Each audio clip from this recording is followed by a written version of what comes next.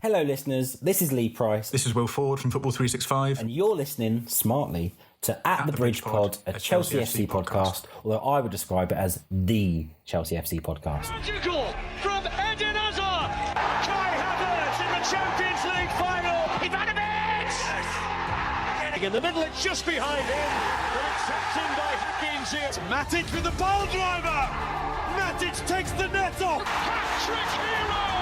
Cole Palmer wins an epic, sensational game. It's time for another episode of At the Bridge Pod, your number one Chelsea FC podcast. Coming up on this episode, I get to talk about a halftime show, but actually in the sport that you listen to this podcast for. Oh, welcome back, everyone, to another episode of At the Bridge Pod. I'm joined in the virtual room filled with, hold up, 1, 2, 3, 4. We got all of them today. We got Ollie, we got Berth, we got Chris. I'm here. Friday show, Friday. Of course. What are we looking forward to? I mean, I've got another exciting weekend. Last week I had a stag do. Tomorrow I'm going to a place called Soccer Social. Some of you might have heard of it. Some of you might have been. I'm going there tomorrow. I'm going to kick some balls around, and then that's my weekend sorted. That sounds really cool. And they won't be attached to anyone as well. Well, you never know. After a few beers, you never know. I was going to say that was last weekend. It was, yeah. I'm going to be enjoying watching the Six Nations. There's some good Six Nations playing this weekend, I think. So I'm going to enjoy doing that bit of sports. You know, we're usually a football podcast, but who doesn't love a little bit of rugby? Ollie, can I just ask a question? Because I mean, it might be controversial, but I'm not a rugby fan. Can you tell me why I should like rugby? You shouldn't. It's kind of fun to watch. Like, you know what? It's one of those things that like you like it the more you watch it. Do you know how like when you're a kid and you like drink beer or like you try a beer and you're like, oh, that's disgusting, and you sort of grow a taste for it over time. That's what rugby's like. Okay. If you give it a try enough, you might like it. Okay. Ollie, is it better than cricket? Everything's better than cricket. I swear, Ollie, it's my first show in a while, and this is how you boys treat me. Honestly, I'm getting annoyed, and we're not even 2 minutes in. Berth's going to get annoyed at my answer. It's better than cricket, but it's probably not better than the 100. Oh, okay. Nice. You know what? No, I'm sorry. As a cricket traditionalist here, right?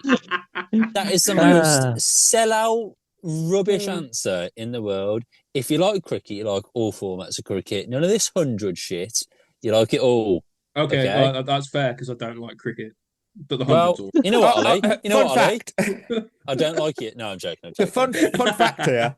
I've just done a quick Google to tell me the lengthiest recorded cricket match was the timeless test between England and South Africa at Durban, South Africa, on the 3rd of the 4th. What? I can't read that. March 14th. Oh, 3rd till the March 14th. Sorry, March 1939, and it was abandoned after 10 days. The 8th day was rained off, and that was because the ship taking the England team back home was due to leave. Yeah, Chris was the captain. Here's actually a fact for you. And it was a draw. Here's a fact for you.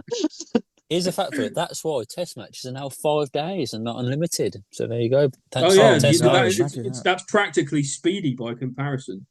Yeah. What about you, Chris? What you got planned? What are you looking forward to? Are you finally not sick anymore? No, I actually feel okay now. Not well, but I'm okay. When are you actually well, Chris? He's undergoing his rehabilitation program. When his enemies die. You went in spring. Spring. It is spring, pretty much.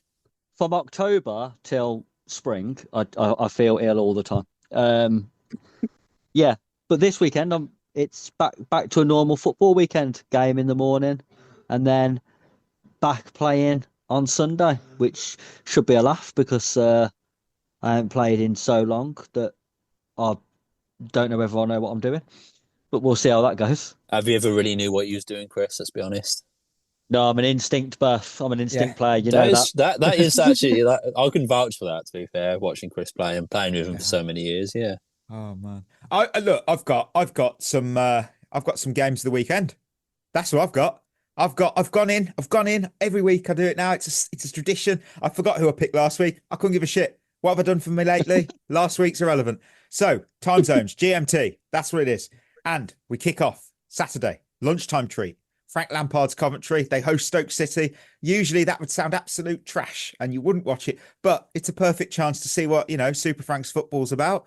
Support our legend. It's literally the only reason I'm picking it out, because otherwise, Coventry versus Stoke, as someone from the Midlands, not for me. I probably wouldn't even visit those places. If you're from there, though, love it. Love the places. Big fan. Big fan. No, Stoke's a hot place. Coventry's amazing. I've never been. Leave it. So it says a lot about me. I've never been. Honestly, Oh, so no. good. 5:30. I'm heading to Germany for the Bundesliga. I've got Freiburg 5th versus 6th, which is RB Leipzig. That's big for the European spots. There's going to be goals, there's going to be drama. One VAR controversy, probably. It's standard. And Good then, one for the ACCA, that. Yeah, yeah, you know what? I'll allow it. It's not the lunchtime kickoff, so I'll allow that. And then 11:15. Oh, my Seattle Sounders, they're taking on LAFC. That's MLS action for you. It's always box office. And after Seattle's sluggish start to the season, we need to show up. Fucking hell, we were one of the favourites to be up there, and we've done awful with shit. Can I talk about something quickly just before you go on, Mike? Did anyone see that MLS side that had to put out a press conference, like a press release, because Messi wasn't going to play again? Yeah, selling tickets. Oh, yeah. No.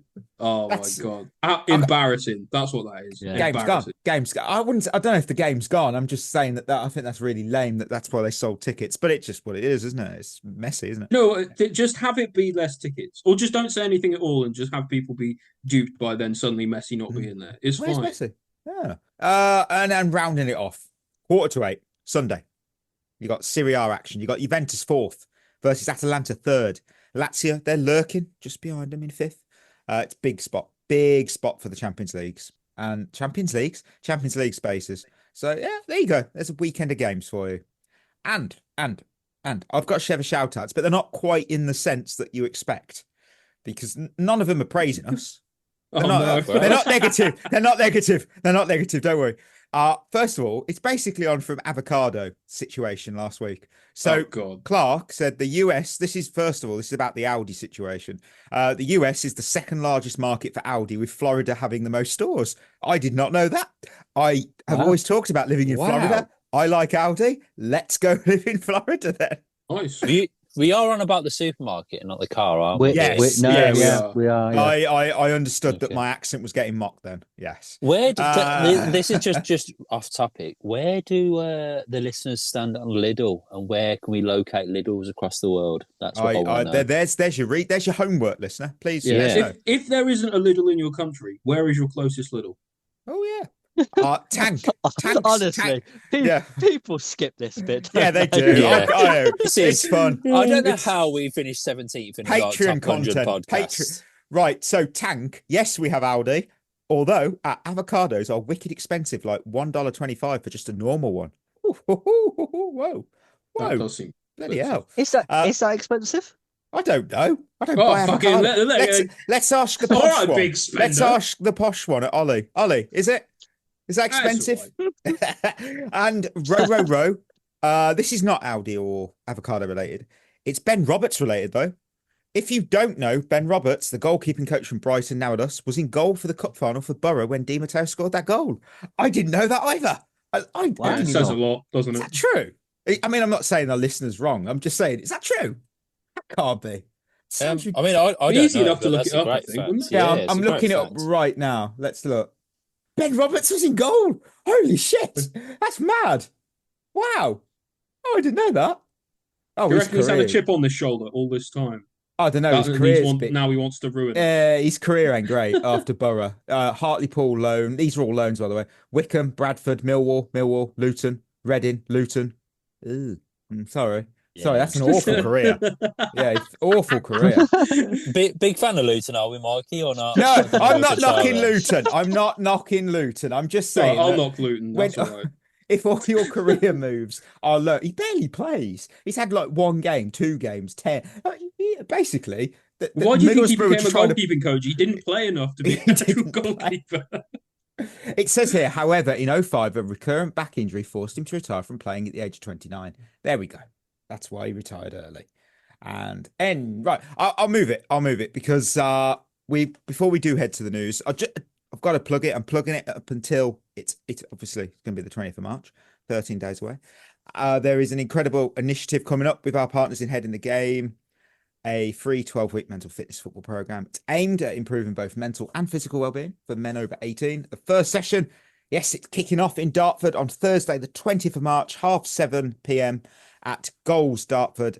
It's, of course, that's a fantastic opportunity. Connect, stay active, support each other through football. And, of course, all the details are on our social media, and they're also on the headinthegame.co.uk website. So, with that, we're going to hit some news. We are going in the elevator of Chelsea news. It's not a lot of stops, but it's enough stops. So, Georgi Petrovic is in line to stay at Chelsea upon returning from his loan with Strasbourg. The chances of Chelsea's owners selling the club are low, and it would be very hard to find a buyer who would bail them out of what they have invested to date. Thomas Tuchel and a group of players from the class of the 2020-21 UCL winning squad got together for a party. Millie Bright has signed a new one-year deal. And finally, the 2026 FIFA Men's World Cup final in the United States will break tradition and have a Super Bowl-style halftime show. FIFA President Gianni Infantino has said. Look, I saw the reaction to the halftime show news. Look, I'm happy to be in that minority. I was in favour. How do we feel? I'm happy. I'm less happy if it's Coldplay, because I remember their halftime show in the Super Bowl, and I didn't like that. And when Bruno Mars and Beyonce basically upstaged you, kind of says it all. They were the cameo guest appearances, and yet they're the ones you remember, not Coldplay. I'll be honest, Mike. I can't believe you just said Coldplay in the same sense as Beyonce and Bruno Mars, and those two upstaged Coldplay. It's quite controversial, I think. You cannot put Beyonce below Coldplay. Come on. You can. No, you can't. No, you can't. You can. Come on, man. You definitely can. No. Come on. You can't put Beyonce above Coldplay, surely. I can. Look, I mean... I can firmly say that you can't do that. Well, I mean, it's nice to be wrong. This is almost as important as the cricket discussion. It is. And look, I would honestly, I would love to agree with you, Berth, but then we'd both be wrong. And I wouldn't be able to tell you that Coldplay are only assisting FIFA to finalise a list of artists.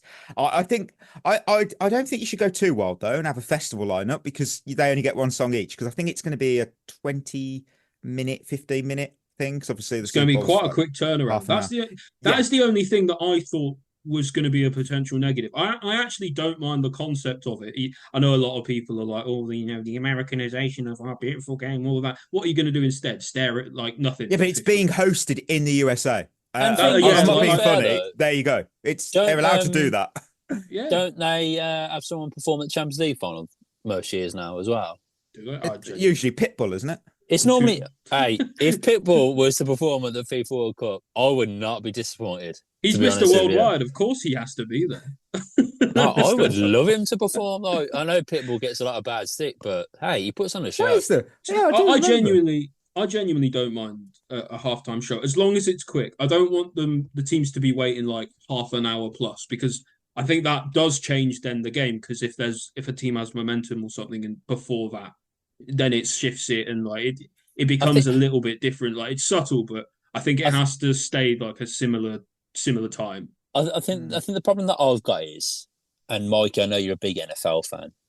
Oh yeah. But I think the problem with the halftime show at the Super Bowl. Now this is just an outsider looking in. Every time the Super Bowl is on, all I ever hear about afterwards is the halftime show. Is the who performed, what did they do? Like Kendrick Lamar, for instance, all over the news. I don't even know what the score was in that game.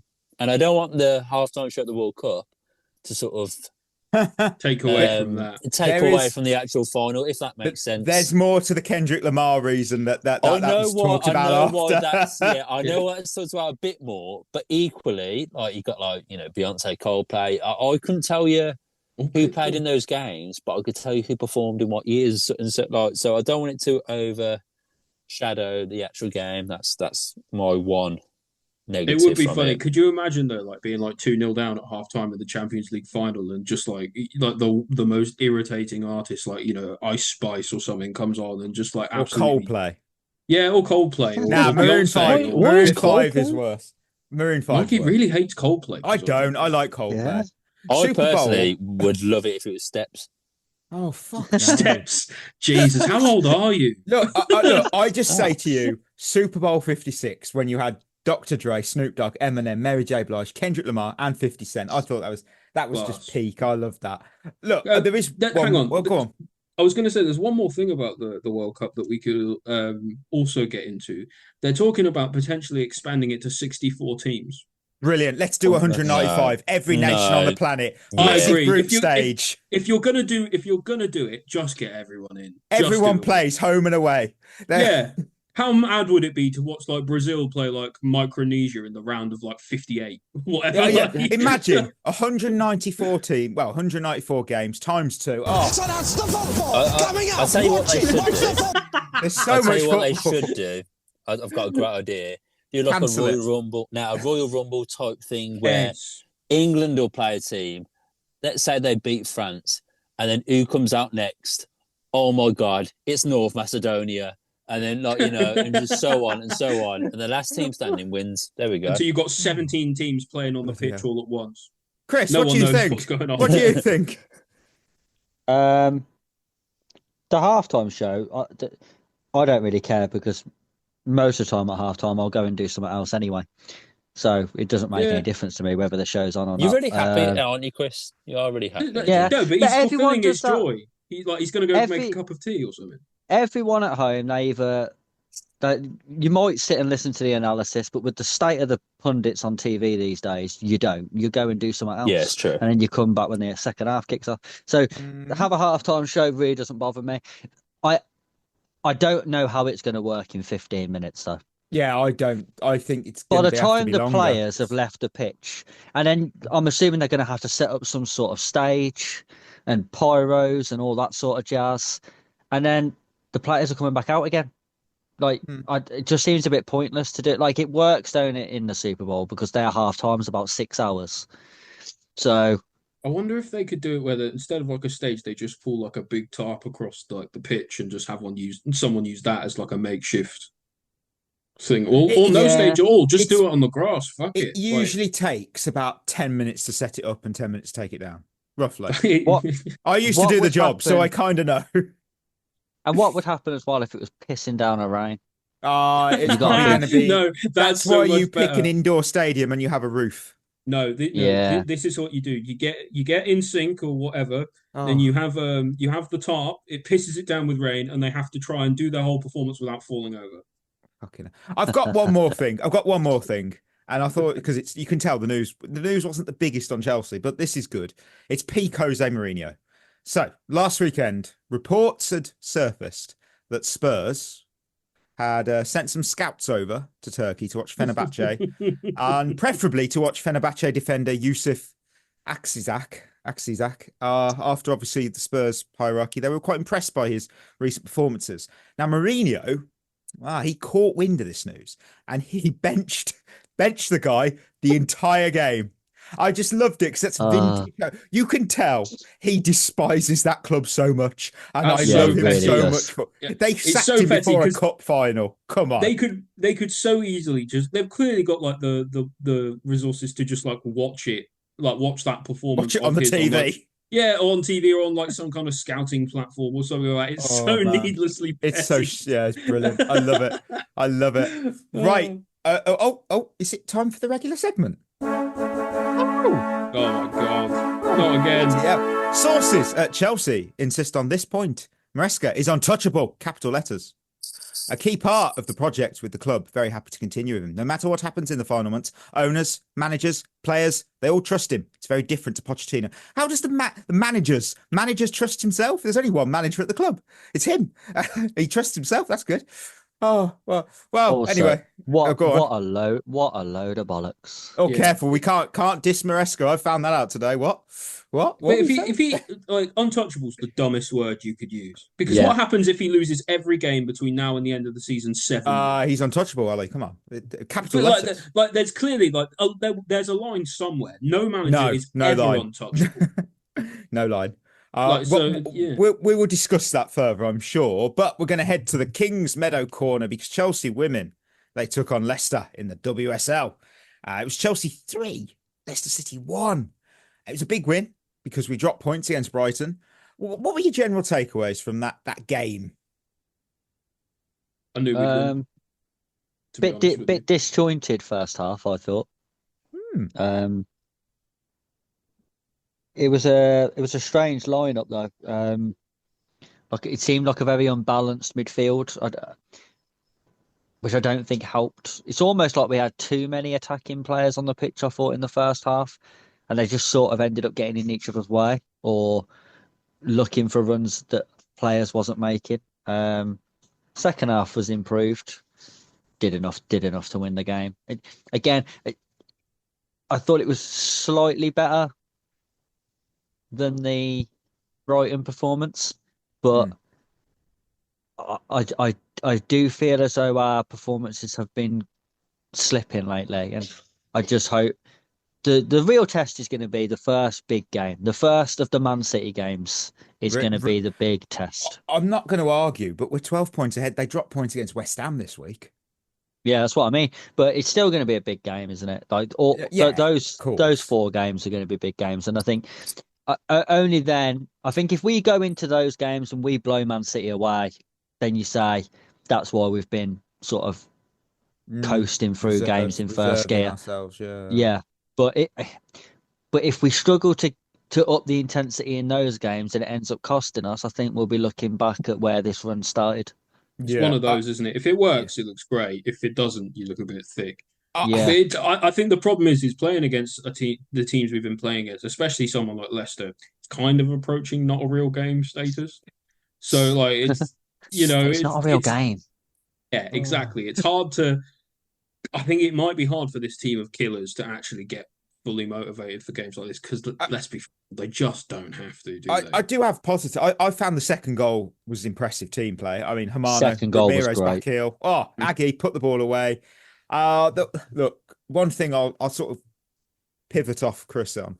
I am getting a little nervous that we seem to be really stuck in this second gear during games. And we have a good lead at the top of the table that can get eaten up very quickly if we drop more points. Man United just keep winning, and until they drop points, I'm not going to get too cocky here. It's not going to happen. I'll be the cocky. I'd love it's that. Not going to happen.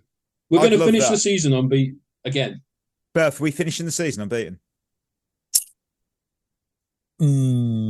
Hard to say. Back up, girls. We're unbeaten. You know what? In My what? instinct, my instinct actually says yes, because I think we are the best team in the league, and I think it's.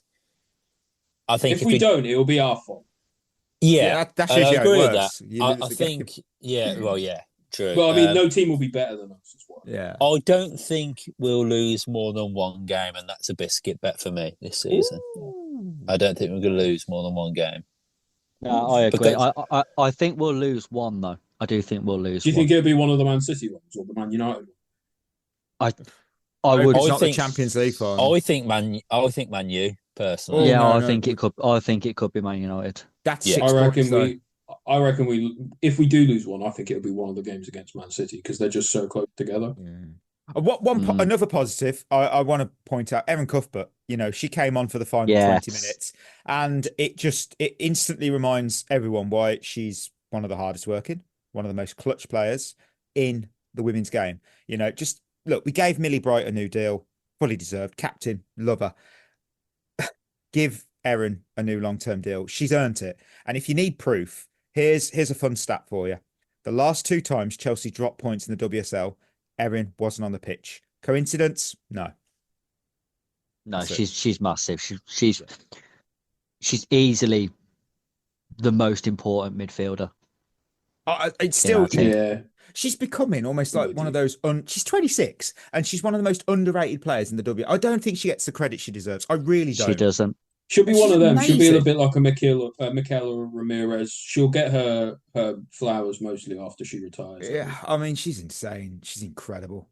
One thing we sort of touched on it last episode, sort of, but I've had some time to digest this news that the WSL will soon vote on whether to scrap relegation, and I think a lot of people saw the headline without looking into it and looking at the full details. I certainly did when I first saw the headline. I was like, what?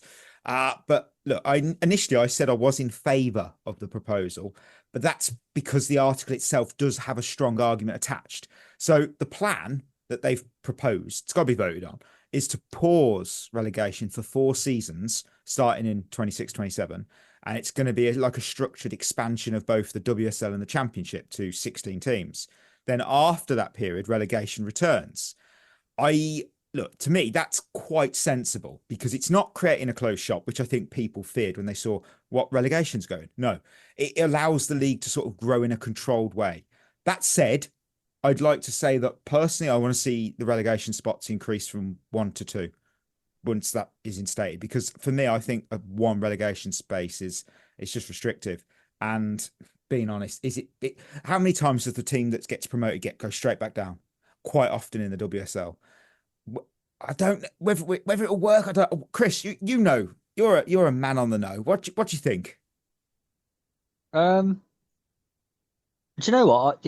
Even when it was the creating the closed shop, I wasn't dead against it. I think people automatically go to like no on those things because again, they're thinking about the men's game. The women's game is very different. And I understand people saying, well, it affects the pyramid. But at the same time, there is a massive problem in the WSL that the team who comes up goes back down.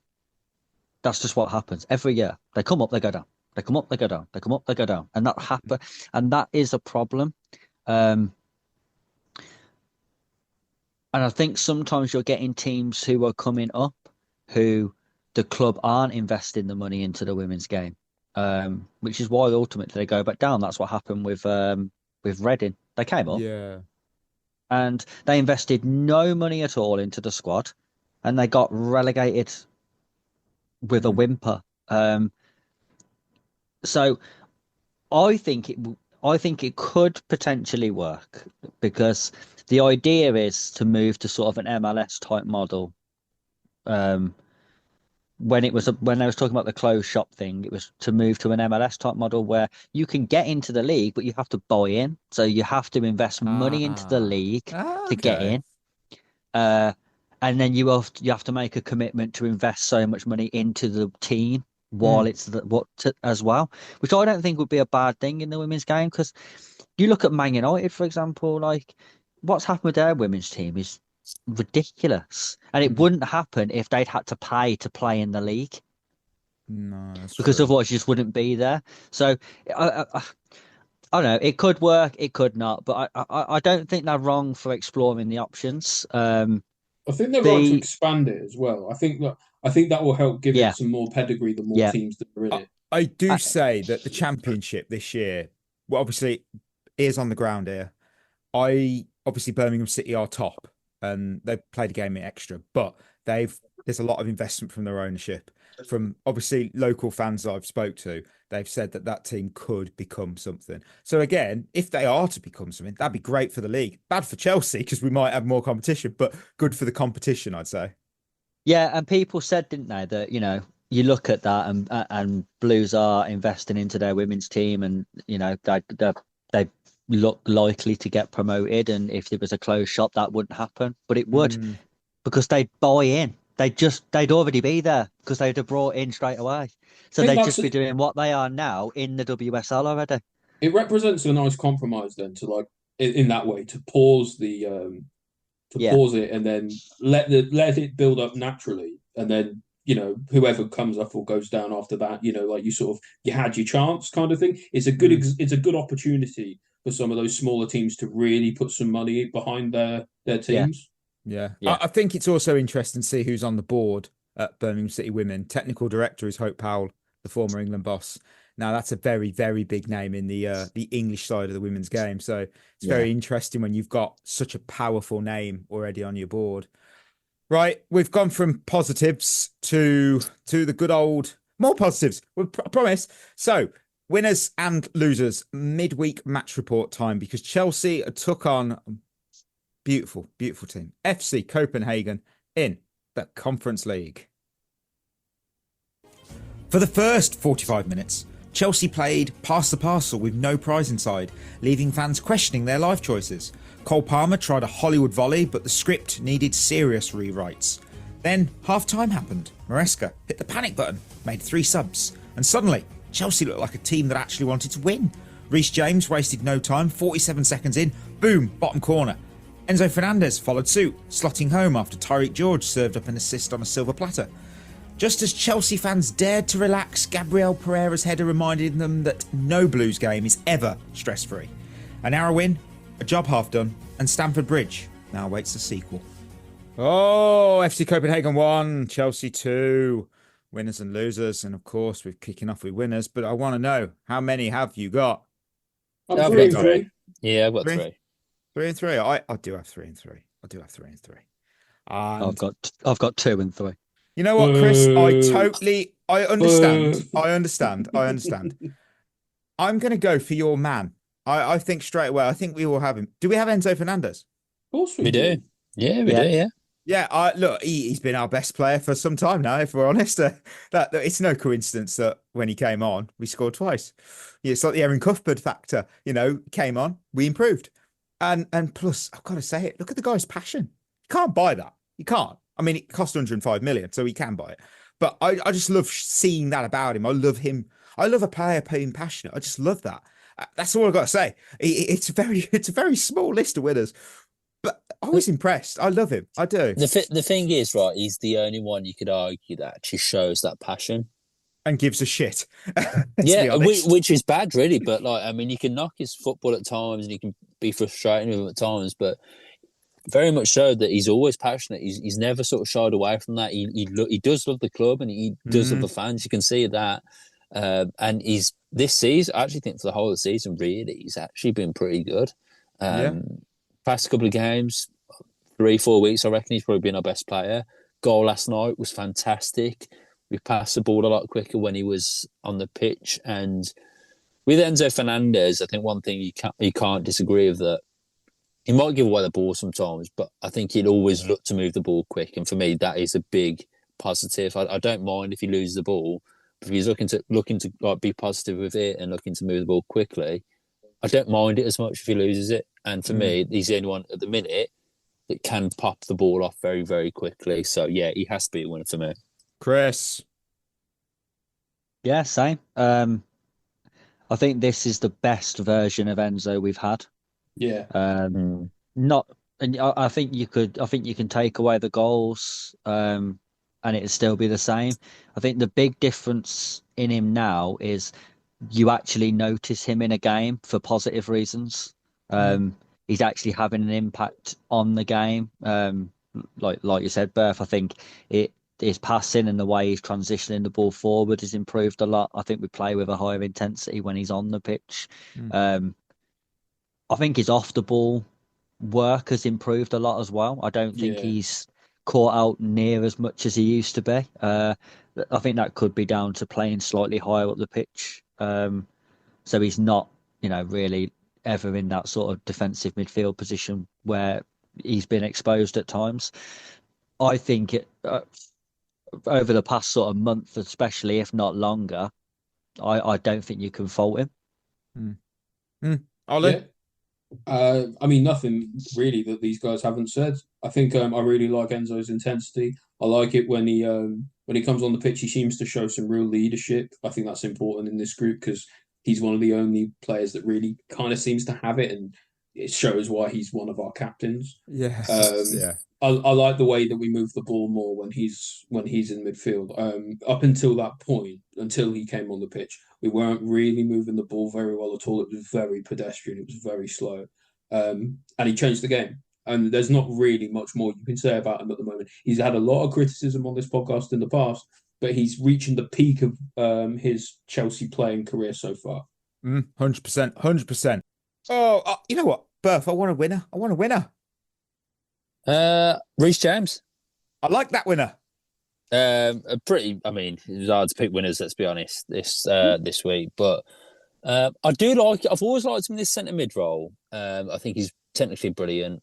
Real good finish. I know you could argue it's poor keeping, but I thought it was a very good finish. And Look, if he stays fit, we know how good he is, and I really, really, really hope that he's on that run now where he's okay, because it's been 4 or 5 games. He's doing all right, and I think he's being managed quite well at the minute, as far as fitness goes. So yeah, I mean, he looked levels above last night against that midfield, Copenhagen's midfield. So yeah, he had to be a winner for me. On a run off of that, what do you think of Maresca's comments? Because he obviously said that you can ask Reece himself that Chelsea, probably the day after I sent him a video about seeing him as a midfielder. I see him as a midfielder not now, since day one. Before I met him for the first time, he was on holiday and I sent him a clip of him playing in midfield. Bullshit. Look. I mean, whether you think it's bullshit or not, I don't mind him in midfield. I thought. I agree with the premise. I'm just saying. Yeah, look. Absolute chatting shit that he thought that from day one. Comments, level-headedness on me here, right? I don't think, I think in midfield, I think he's very good. And I think with our midfield options at the moment, I think Reece being in there, I'm very, very happy with. Gusto being injured throws a bit of a spanner in the works, because I think he'll have to go to right back again. But I do really like him in there. I think it's a different option. Chris, you don't think that Maresca watched Wigan Athletics Player of the Year and Player of the Year from the 2018-19 season in full? No, I'll tell you what. I'll tell you what's bollocks about it, right? If you've sent a player a video of playing midfield and saying you can play midfield, I see you as a midfielder from day one. Why haven't you played him there then? Yeah, not even in pre-season. Didn't even play there in pre-season. Played right back. Pre-season, all of it. So what are you on about? Chatting absolute bollocks. Also trying to take credit for something Wigan did fucking 6 years ago. Pleb. Also true. You just called him a pleb? Yeah, I did. Yeah. Can I? Of course you can. Fucking an overreaction. Yeah. I didn't think Reece James was very good. Shut up, man. I'm sorry. I thought he was okay. He's all right. He was all right. Everyone else. But other than the goal, what did he do? Led by example. I don't know. He was one of the ones passing it around the most, like pedestrian in the first half. And I get it. He scored the goal, and he's got to be praised for that. But his overall performance, I didn't think was very good. Maybe that's I thought he was good in that hybrid role. Maybe it's a hot take. I don't know. Let us know. I feel he led us well. I feel he led us well, and he played well in his hybrid, whatever 6 role, whatever we're calling that role now. So, Chris, who's your final winner? Because you only had 2. Cucurella. Yeah. Brought energy to the second half. It was actually his energy that made the Reece James goal. Pouncing on a loose ball, drove forward, cut it back to set up the goal. Showed why he's so important, that we haven't got another left back who can do anywhere near the level that he can. Because I thought Gusto in the first half, even until he got injured, was absolutely fucking dreadful anyway. So, yeah, I just feel sorry for him that we haven't really got a backup, because he is going to have to play all the time, especially if Gusto is injured, and that's going to start affecting his performances, because he's going to get burnt out eventually, especially coming off the back of a Euros summer as well. I think it could be a problem as we move into sort of double season. May. It's a double season, isn't it, this year? Yeah, exactly. Right, I've got my second winner is Victor Throld. What a player he looks, eh? He's 19 years old in midfield. He won the most duels in the game. He was just, honestly, he was immense first half. And I was like, I want to see that in a future Danish player. I just hope Man United go nowhere fucking near him. You've destroyed Højlund. I'm scared you're going to do the same to Drogu. I'm absolutely terrified. It's like, just stay away from our players. Just fuck off. Ollie, second winner. Or third. I can't remember. Second winner is away wins. That was our first one since mid-December. Oh no! But the streak had to die sometime. Undertaker style. So I'm glad we finally turned that around. And if anything, it'll give us a bit of a boost. That's just a little winner. Oh bloody hell! All right, Berth. What about you? So my last winner was Tyreek George, just for the simple fact that he got an assist. I'm I with thought he that. looked lively. I wouldn't have him up front. I don't think he's a striker. I'm much for him on the wing, but look, he's 4 got. assists for the season. Yeah, Now, I was going to say he's got 4 assists now, and he looks to be doing well in the Conference League. So yeah, you got to give him some praise. My final winner then. Me! Why? Because this week, the Tony Hawk's Pro Skater 3 and 4 remake got announced. I was buzzing. And soon I'm going to be back at Alcatraz, not for real, not for crimes, just pulling off a kickflip over the prison gates like I'm back in the day. And I'm just really hoping they bring back Django Fett because I fucking love that player character. I love that. They're remaking that. 3 and 4, yeah. Yeah, I was really chuffed. Sick. I'll buy that. Yeah, I'm instantly buying it. I love 3 and 4. Bit more than 1 and 2. Ollie, final winner. You know how to do it to him. Ben Wabadi, a shield. Nice to see him back. I don't think he had his best performance by like any stretch, but it was nice to see him come on and like to start and not make a mistake, but also it was nice to see him like complete some minutes because he's been out for quite a while. Passing still looks really slick. I think I saw something the other day. I was just looking up some of our stats and stuff because my life's boring, and he has made he's the highest percentage passer in terms of like long passes for us. And when I was looking at the game through that lens, like every ball he made like down that left hand side was like quite a long pass. And it seems like he always wants to move the ball forward. And I was very grateful for seeing him back, I think, because like Chris says, we're probably going to need someone to cover that left side. Is he better than Cucurella? No, he's not. But will he do better there than other players have been this season? I think he actually will, and he'll be a good asset for being back. All right.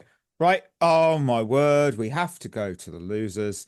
And look, I will kick it off with just the first half. That's one of mine. It's one of mine as well, yeah. If boredom was a sport, that first 45 would have won us the Champions League. I've seen paint dry on my wall with more intensity. It was honestly horrid. There was no urgency. There was no creativity. It was just 11 players passing the ball around like they were waiting for a bus. I wouldn't. Honestly, I'm sure we've all got a worst enemy listener. You wouldn't even make them rewatch that. It was so boring. It was the worst part. That's the worst thing about football. It doesn't matter if it's bad, because sometimes that's fun. Like we watch Man United for that exact reason. When it's good, it's really good. When it's boring, though, oh, that's shit. I don't want to watch boring. Go on, guys. Why? Come on. Well, I said this to you guys at the time. It was like a softcore porno, wasn't it? No penetration. Just really, really dull. And not even that. It was like, with erectile dysfunction on top. It was so bad. It was the whole first half. We passed it sideways, forwards up to the wing, back again, back into midfield, back to the centre back, then back up the other wing. And we just did that for about 45 minutes. And it was like, do you know like the game of the game is to score the ball in the goal, right? Like I was blown away by how truly boring that was. Berth. I could have probably put the whole game, but diabolical, boring, no intensity. I mean, it was shit. It was actually shit. It was. I mean, I put the darts on when it was 7 o'clock because I was just bored. I was bored. Ollie contemplated some cricket. Yeah. I can't believe that comment's just been made, to be honest with you. I would never do that. I would never do that. Watch Chelsea instead. Look, I don't even think it's just it was down to Chelsea, really. That I think this whole competition is just, it lacks intensity. It's not a real competition, is it? Well, the thing is, I mean, it is. Every team that plays us, it's their cup final. We have to expect them to sit in 2 deep banks of 4 or a 5-4-1 in every single game we play. So and they're going to say, come on then, break us down. Now, luckily against Copenhagen first leg, we've done it, but every other team is going to play like that. Every single one. In fairness to Copenhagen, though, they gave us numerous chances in the first half to counter-attack. We just didn't do it. When they went forward, they put numbers forward. It's not like they was just hitting it up to a front man who was completely isolated. It's not like they had no chances either. They hit the post. Yeah, we had a moment in the first half where I think the ball had ended up in Sanchez's hands and he rolled it out quickly. Mate, it's the first. Fucking hell. And we ran forward, crossed the halfway line, turned round and played it 50 yards backwards. Oh, what are you doing then? Like, absolutely fucking pointless. The first half was probably the worst first half of football I've ever seen. Yeah. Chris, who was your first loser though? It wasn't first half. No, it wasn't. Enzo Maresca. I've got him. He was never escaping it. Setting us up like that in the first half. Yeah, well, setting us up for like, the whole game. Some people giving him credit online for his substitutes changing the game. Oh yeah, amazing substitutes.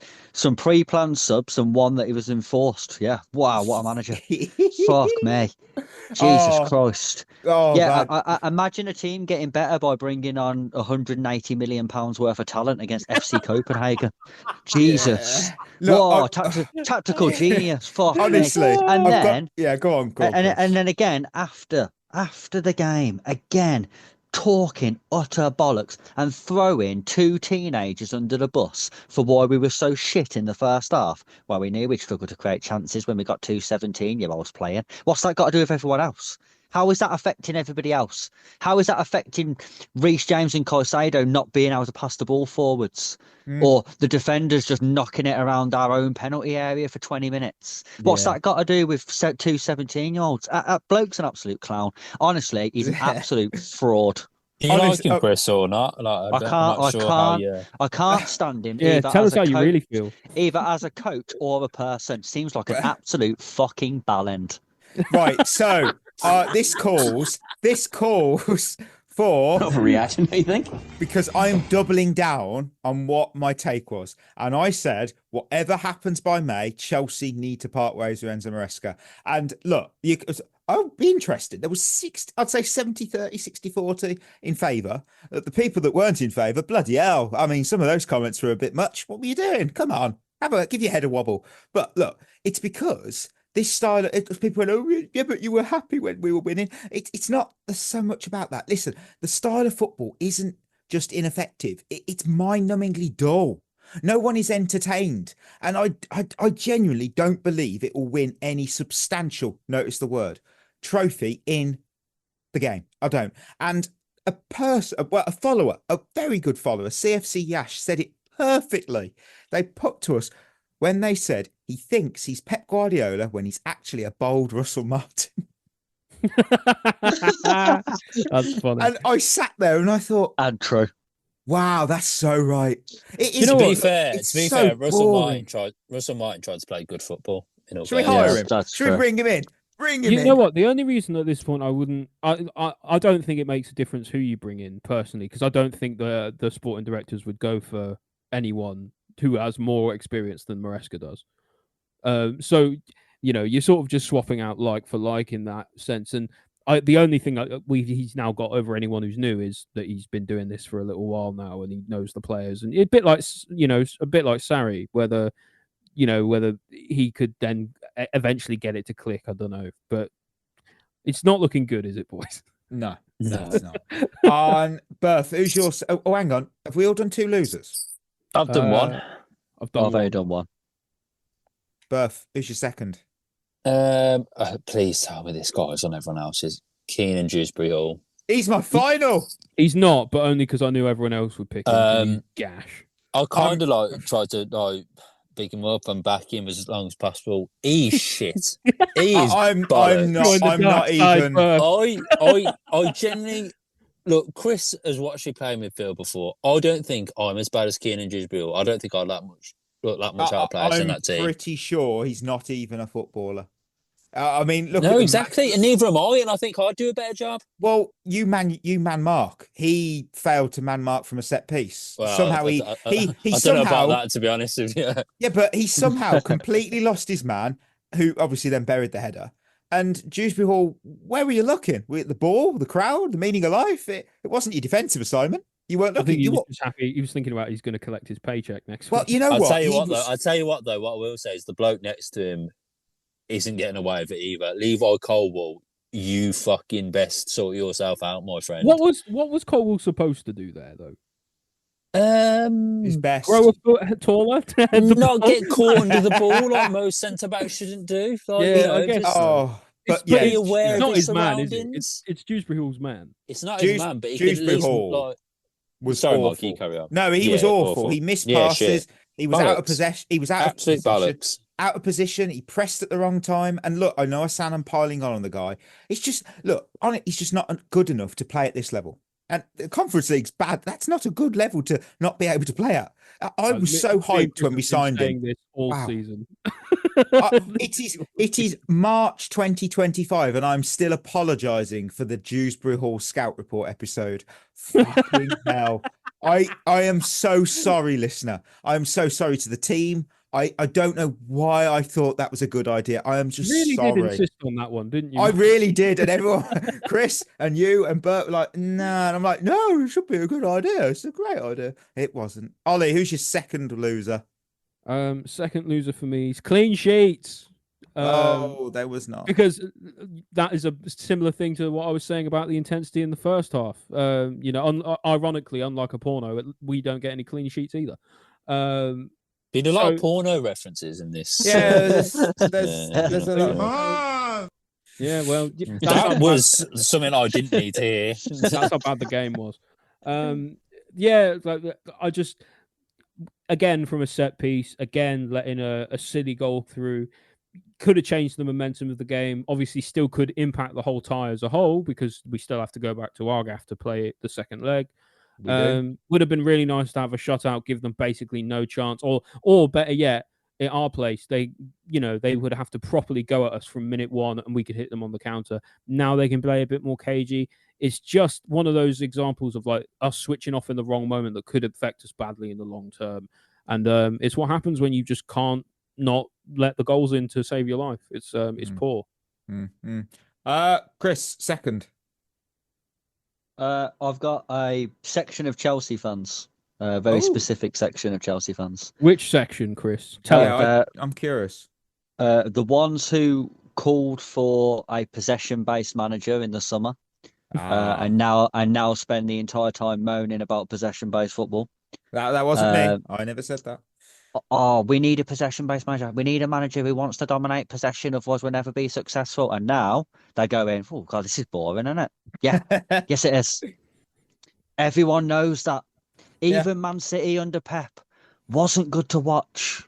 It was boring to watch them, but it didn't matter because they could win every game, and that was entertaining. Exactly, and that's the difference. And also the ones who are massively, openly supporting Maresca, but not that's fair. You can have your own opinion. But the ones who are doing it with stupid statements like, yeah, well, next season, give him a world-class goalkeeper, world-class centre-back, another world-class centre-mid, a world-class winger, a world-class striker, and we win the league. Well, obviously. Probably do. Yeah. Well, if you give him 7 world-class players, we might have a chance. Yeah, put anyone in charge then. Put anyone in charge of that team and they win the league. What a fucking stupid comment. I know what you mean. So funny. Berth, second or third? My mind's going. My final loser, kind of struggling really, but I'm just going to go over the ref because for some reason he just decides to go a bit mental towards the end of the game, and I don't really know why. So the ref, he was bored. The ref, everyone got a card. Yeah, maybe. The ref was he's so I've got a Bulgarian friend, and the ref was who's like he's big in the Bulgarian league is that ref, and apparently he has a reputation for just being a bit of a weirdo and a nutter.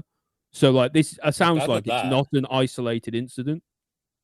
No, but the thing is, what was weird about it is he actually thought he ref the game really well for like 8 until minutes. Like the last 20 minutes. The last 20 minutes. He's just well, he did part you know of the what? job. You get a card. You get a card. You get a card. You breathed heavily, so you get a card. You tripped over your own laces, so you get a card. It was really strange. And I was just like, it summed up the whole game because it's just a weird vibe to it. And that ref just summed it up. Ollie, final loser. Final loser for me, Caicedo. Maybe it sounds harsh, but actually, given his lofty standards and how good he's been for us for a long time, not good enough, not even close. Wow. Was getting bodied in midfield, was overrun a lot. Maybe he was being asked to do something slightly different. I doubt he was though. Like he did all right to win the ball back, but his passing was absolutely shocking. Gave the ball away so much. I expect better from you, Moises. You've been one of our best players this season. That wasn't good enough. Chris, round us off. Cole Palmer. Yeah. I see your point. A lot of players could have deserved it in this game. Yeah, he's a loser for me because I thought this is like the perfect game to sort of kickstart some form back. He's playing an utterly dog shit team, where he can go really and run the game. He didn't see it. And he was right. What I would say, what it seemed like, what it seemed like is that Maresca for some reason was playing him really deep, and I didn't get why. I don't know why he's playing as a centre back. It's bizarre. Yeah, it just seemed like he's playing like as a number 6 or as a number 8, not even a number 10 anymore. It was just like Palmer go deep and then like trying to affect the game that way. He's not going to be good there. He just isn't. I think that's down to Maresca because I've seen that a few times this season. And I think Palmer's at his best when he's higher up the pitch in that sort of inside right-hand channel.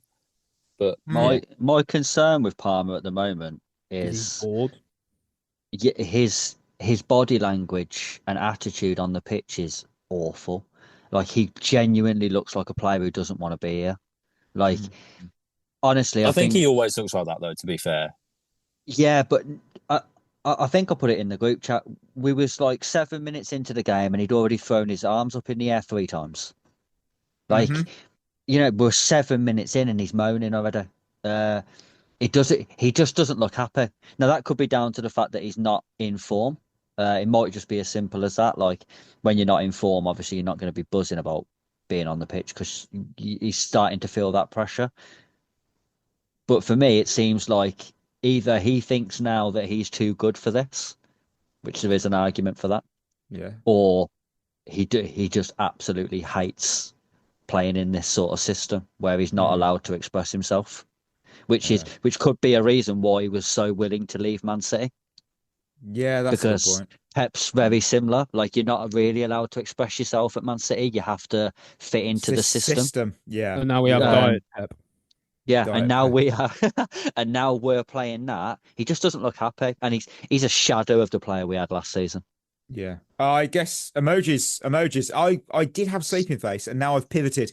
I'm going with a sarcastic thumbs up. I'm like, yeah, it's great. We won, but yeah. I've gone with a bed emoji for much of the similar reasons. Is because if I'm honest, I could have spent the entire first half of that game asleep, and I don't think it would have changed a single thing about it. Like, I'm sure some people in Australia were asleep. If you're an Australian listener, honestly, you didn't miss anything.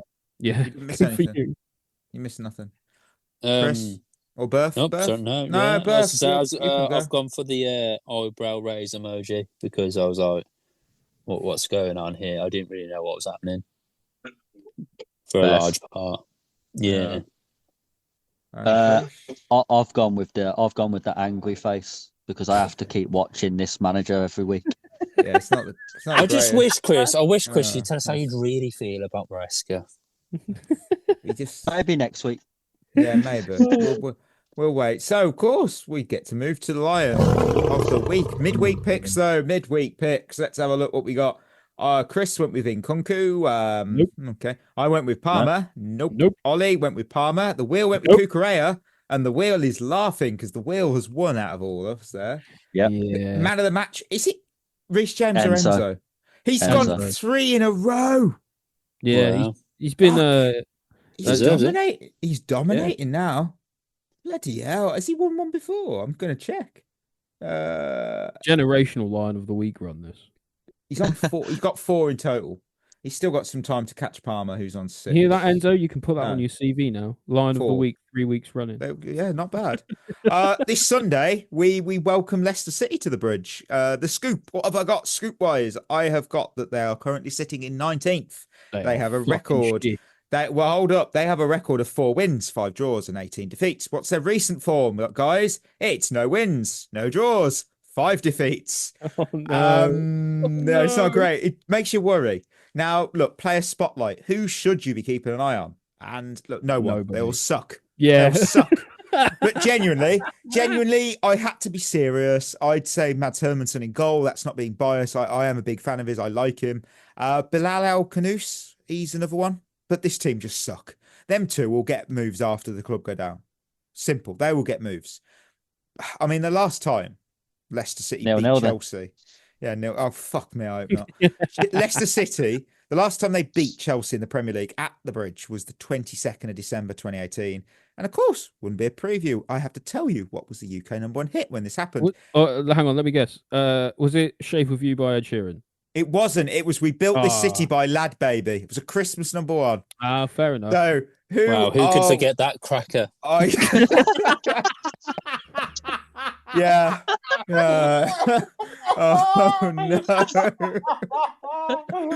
Oh my god. Oh dear. That killed me both. That was brilliant. Who's rising to this occasion and going to make the difference in this very important game? No one. Oh my god! This is about to be the most one-sided 0-0 you've ever watched. I'm jumping. I'm going Enzo Fernandez 4 in a row. 4 in a row. I don't think he's going to do it 4 in a row. I'll go and conquer. Brave. Oh, Jesus. This is Leicester City. I'm going with Neto. I like it. This is Leicester City. This isn't I'm like go prime with... Barca. But this is Chelsea. Reece James. Yeah, this is true. Reece James, Will, help us out. Where are you going with as I write in Ollie's Reece James pick? Will is going... Oh. Pedro Neto. Mudryk. Oh, yeah, that's not bad. Mudryk hasn't been on the wheel for a while. He's going to appear one day, like in the middle, like, like when someone comes back out in the Royal Rumble, like Edge did that one time. Yeah. Oh, man. Charisma's questions. What have the listeners sent in? This is a little different because I've gone from the Spotify comments from last week. And Ethan, you said, "Hi lads, hope you're well. Personally, I think Chris's thoughts on Delap aren't very well backed up." There you go, Chris.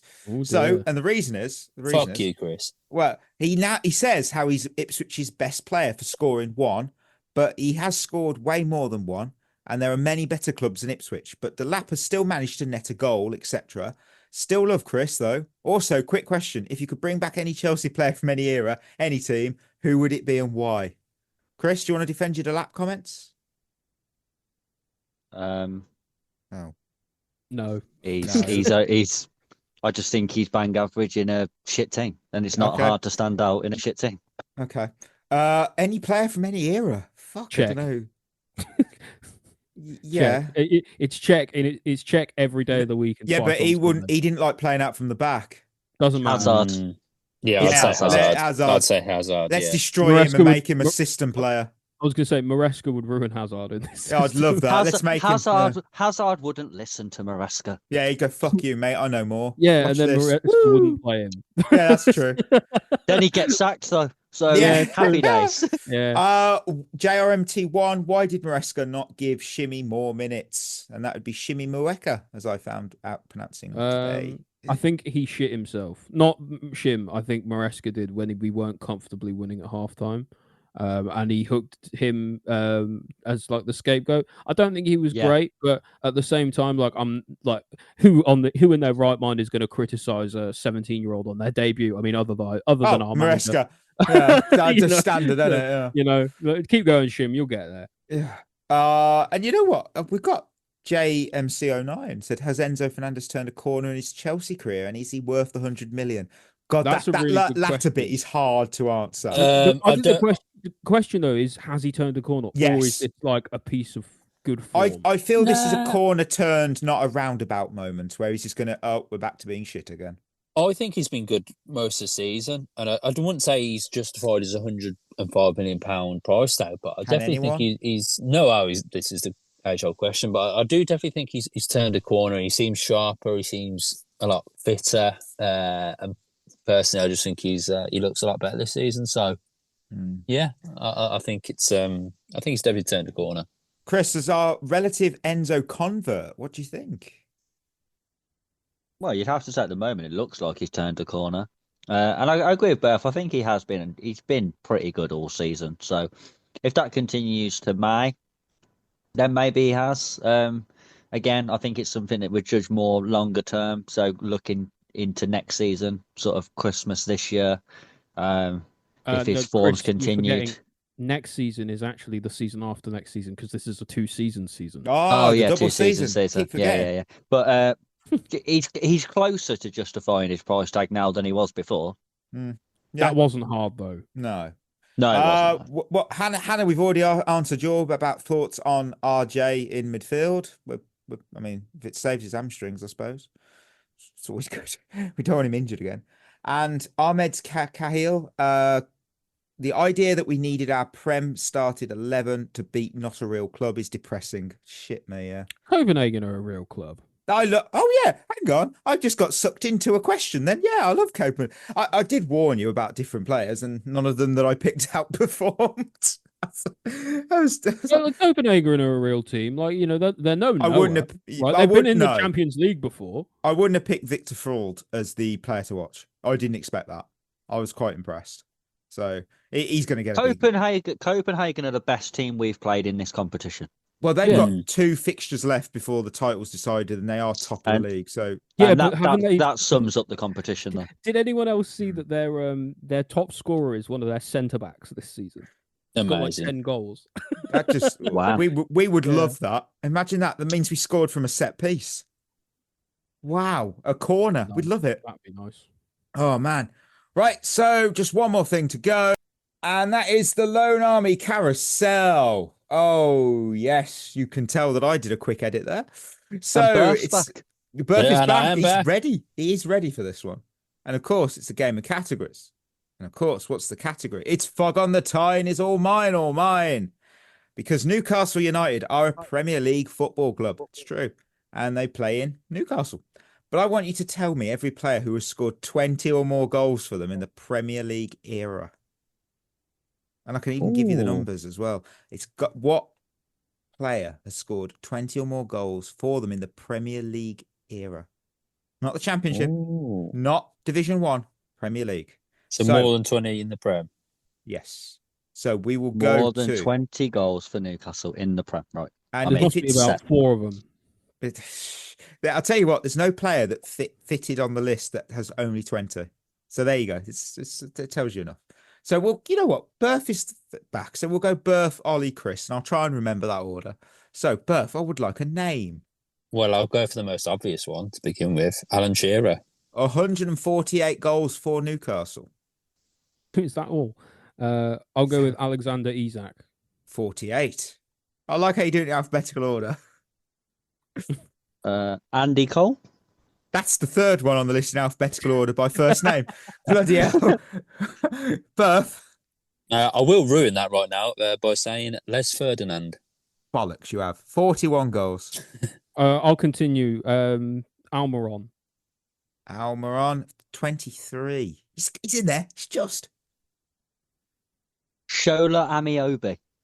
43. 43 goals. I want to go with Demba Ba. 29. Michael Owen. 26. Plus an apple core in the bin.